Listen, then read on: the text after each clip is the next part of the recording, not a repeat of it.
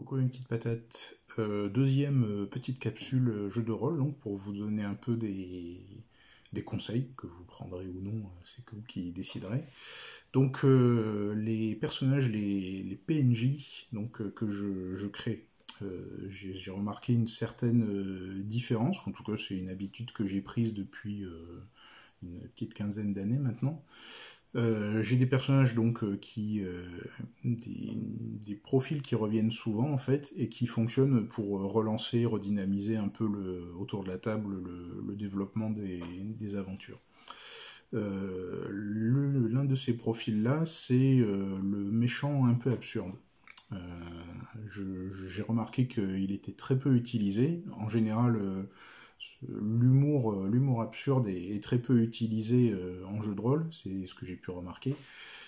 Du coup, ça me surprend parce que c'est un excellent outil en fait pour les joueurs et les joueuses, pour qu'ils s'imprègnent en fait, qu'ils rentrent dedans et qu'ils affrontent un méchant qui n'aura pas forcément un gros enjeu ou un gros impact sur l'aventure, quoique, mais c'est quelque chose qui va les faire entrer dedans. Donc moi je pars du principe, j'ai des rôlistes autour de ma table, des râlistes, mais j'ai surtout en fait des gens qui découvrent le loisir et donc qui savent pas trop quoi faire de leur imaginaire ou qui osent pas trop se lancer comme ça, incarner des personnages, ce qui est normal.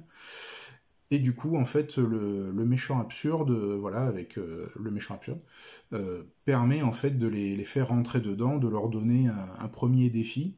Souvent, c'est en introduction, en fait. Ça permet de leur donner un premier défi qu'ils vont surmonter facilement et qui va surtout les faire rire. C'est un des buts, en fait, un de mes buts dans ma vie de me jeu, c'est de faire rire les joueurs et les joueuses. Voilà. Donc c'est sûr, on joue pas à Vampire, à la Mascarade ou à Cult, voilà, ou ce genre de choses. Mais du coup, bon, ça les fait rentrer dedans, tout simplement. Et ça permet en fait beaucoup plus de tolérance et d'acceptation ensuite par rapport à des choses qui pourraient être éventuellement plus violentes ou voilà des situations. Donc comme j'ai dit, je joue en impro dans la capsule précédente. Et donc du coup, bah, selon les envies dont on aura discuté un peu avec les joueurs et les joueuses, ça peut être voilà des choses plus violentes, plus difficiles à passer. Voilà. Donc ça permet en fait cette première introduction avec un personnage un peu absurde d'atténuer un peu, d'adoucir et puis de faire rentrer tout le monde dans une histoire ou en tout cas dans un contexte tout simplement. Hein. Donc c'est un outil très puissant, je vous recommande de l'utiliser. Il ne faut pas que ça soit une grosse bouffonnerie non plus.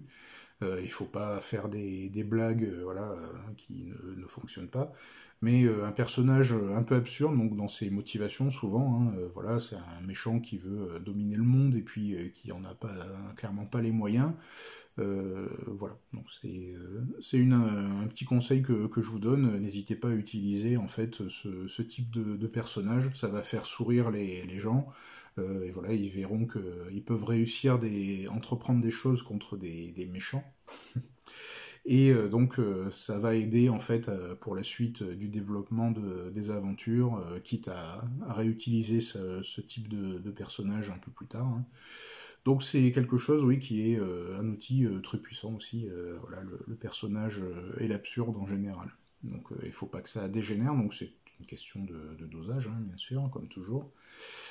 Voilà, donc si vous avez des questions à ce sujet, si vous voulez en savoir plus, on peut en discuter, vous pouvez laisser des commentaires, je vous répondrai dans les jours qui suivent.